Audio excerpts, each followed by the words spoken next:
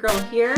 This is the second video in our ignition series, and today we're going to talk about where it all starts.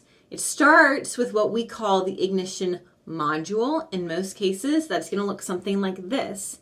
And the only part you're going to see is going to be something that looks like this or a roundabout like that. But what's behind it is this electric module, which has these parts here, which is where the wires connect in. And this is going to blow your mind. You can screw this off, and behind the button is a battery slot. You have to put a battery in here. The grills that come with batteries are almost doing you a disservice because people don't even know that this is electronic.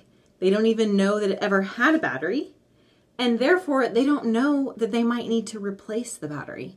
But it's super simple. Whenever you have ignition issues with an electronic module that the button's going to look something like this, the very first thing you want to do is screw off this, and the only thing you'll see, because the front plate of the grill is going to be covering all of this stuff, is that. And check that battery. 9 times out of 10, replacing the battery, which is either going to be a AA or a AAA, is going to fix your issues.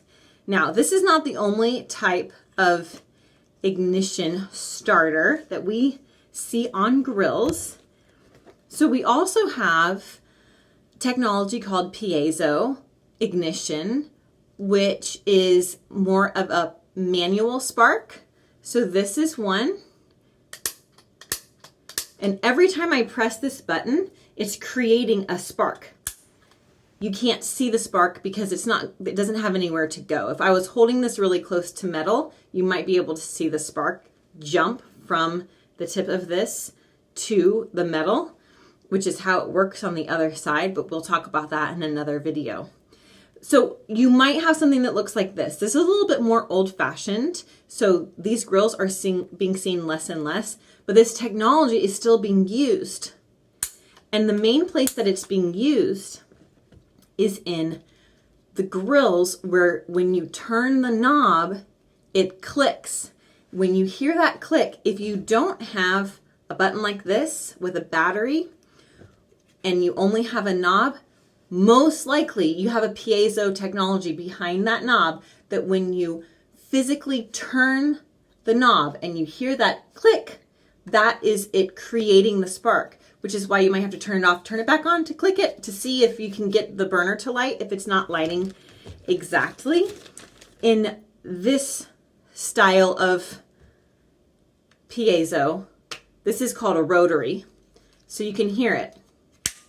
Can hear it click just like that. And that's what it sounds like. This one takes wires and then goes to each burner. But the ones on grills that are being sold today, most of them just have every single burner, or every single knob is another way to think of it, has its own knob with the piezo technology behind it. So that's what you're looking at. If you have piezo instead of electronic, there's no battery to change here. So there's something else going on that we'll have to dig a little bit deeper. But that is pretty much all you need to know about ignition modules.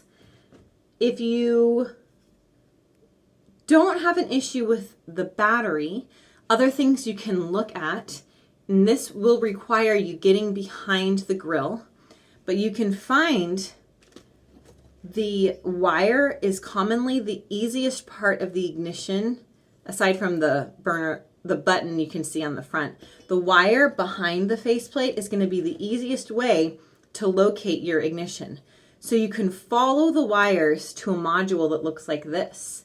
And you can check these little ports here to make sure that there's no corrosion or there's no grease buildup. That's not going to be a super common problem, but it's always something you can check. If you have no issues with the way that these are looking and they're not corroded or have any buildup, if you've checked your battery and that's fine. If it's not physically cracked or broken open, if everything pretty much looks good, it's probably going to be a problem somewhere else along the line. We'll talk about that on our next video.